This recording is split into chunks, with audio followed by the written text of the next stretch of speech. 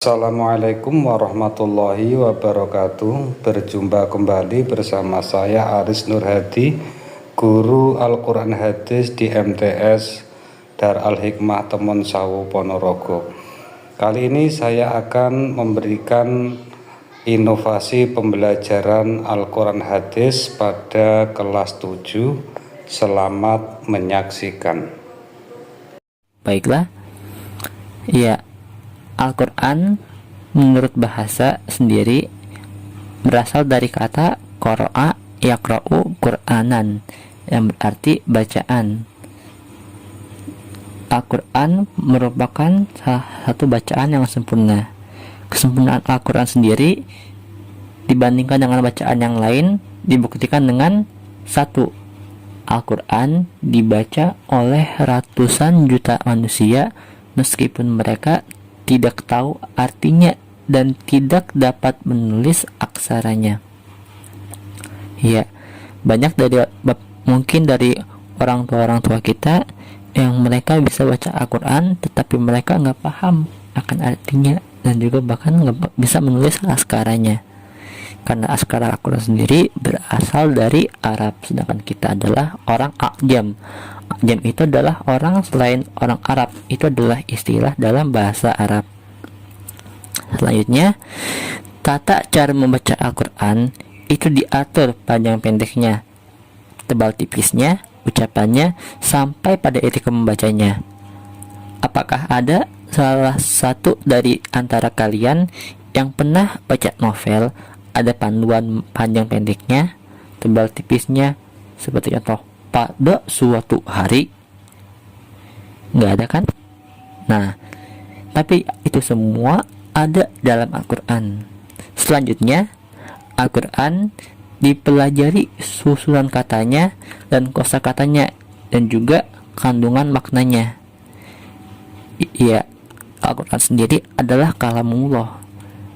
Jadi jika kita sebagai manusia ingin memahami arti dan makna yang terkandung di dalamnya, maka kita perlu mempelajari susunan kata dan kosakatanya dan juga makna kandungannya. Dan selain tiga dari itu, ada banyak kesempurnaan Al-Quran yang tidak bisa dijelaskan satu persatu. Baik, dan adapun Al-Quran menurut istilah adalah wahyu Allah yang diturunkan kepada Nabi Muhammad Sallallahu Alaihi Wasallam secara berangsur-angsur melalui malaikat Jibril, dan membacanya itu dihitung sebagai perbuatan ibadah. Wah, hebat bukan? Hanya dengan membaca Al-Quran kita sudah dihitung sebagai orang yang sedang beribadah.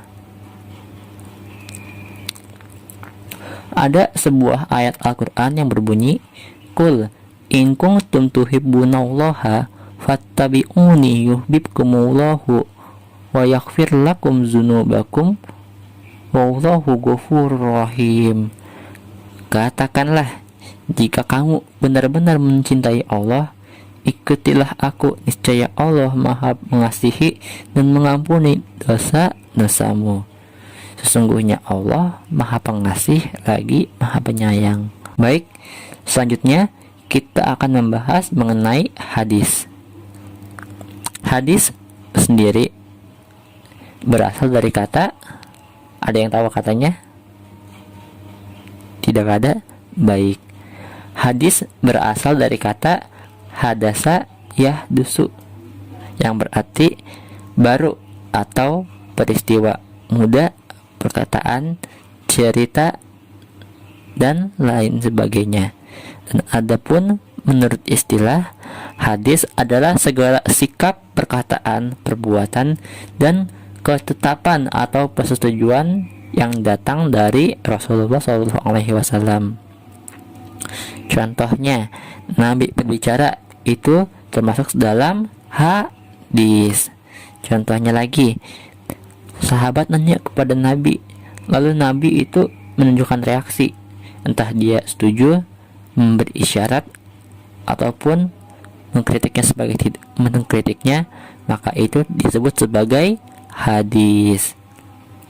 Misalnya, sahabat ngelihat Rasul lagi melakukan suatu dan yang itu banyak, jadi itu disebut sebagai hadis. Secara harfiah, hadis berarti jalan hidup yang dibiasakan, berita, perkataan yang dihafalkan dan disebarkan dan ditradisikan oleh para sahabat, tabi'in, ulama, dan terkadang jalan tersebut adalah jalan yang baik dan ada pula jalan yang buruk. Lanjut pembahasan berikutnya, yaitu keistimewaan Al-Quran. Jika tadi disebutkan adalah salah satu yang menyebabkan Al-Quran sebagai kitab yang sempurna, lalu kali ini kita akan membahas mengenai keistimewaannya. Di antaranya, Al-Quran memuat ringkasan dari ajaran-ajaran ketuhanan yang pernah dimuat dalam kitab-kitab suci sebelumnya seperti Taurat, Zabur, Injil, dan lain-lain. Sebagaimana kita tahu, dalam agama Islam ada banyak nabi, dan dari sekian banyak nabi tersebut ada 4 diantaranya yang mana mempunyai kitab suci. Nabi Daud dengan Zaburnya, Nabi Musa dengan Tauratnya, Nabi Isa dengan Injilnya, dan Nabi Muhammad dengan Al-Quran. Nah, kalau kita ingin mengetahui ajaran-ajaran yang mana ada sebelumnya, maka kita hanya perlu membaca Al-Quran. Meskipun sebagian ajaran sudah dihapus, itu adalah demi menyesuaikan dengan keadaan kita di zaman sekarang ini. Seperti contoh, apabila dalam kitab Taurat pernah ada yang mengatakan bahwasanya apabila seseorang melakukan suatu kejahatan seperti kufur atau sebagainya, dan apabila ia ingin bertobat, maka ia harus bunuh diri. Ngerikan. Nah, kita bersyukur karena dalam ajaran Al-Quran tidak ada yang sedemikian itu. Lanjut, Al-Quran memuat kalam-kalam Allah yang dijadikan pedoman hidup manusia sepanjang masa, sehingga Al-Quran memang dikehendaki Allah untuk kekal. Al-Quran kok bisa kekal lah guru? Kan cuma buku sama kertas, cuma tulisan-tulisan yang dituliskan di atas kertas. Iya, memang Al-Quran cuma sebagai tulisan di atas kertas sekarang ini. Namun Allah telah berjanji dalam Al-Quran bahwa ia akan menjaga tulisan-tulisan tersebut, pedoman hidup tersebut, sampai pada ketika waktunya. Jadi nanti suatu ketika akan ada waktu di mana Al-Quran oleh Allah diangkat. Diangkatnya gimana? Hanya Allah yang tahu caranya. Lanjut, Al-Quran adalah sumber ilmu pengetahuan, sehingga seluruh fenomena yang terjadi di alam semesta yang merupakan ciptaan Allah tidak akan pernah kontradiktif dengan apa yang Dia ciptakan. Dan juga Al-Quran diturunkan Allah dengan suatu gaya bahasa yang istimewa, mudah, tidak sukar bagi siapapun untuk memahaminya, dan tidak sukar pula untuk mengamalkannya, asal disertai dengan keikhlasan hati dan kemauan yang kuat. Jadi kalau adik-adik sekalian ingin membaca Al-Quran, ingin menghafal Al-Quran, kita harus membacanya dengan hati yang ikhlas dan kemauan yang kuat. Jangan baca Quran kok males-malesan. Nah, itu tidak baik.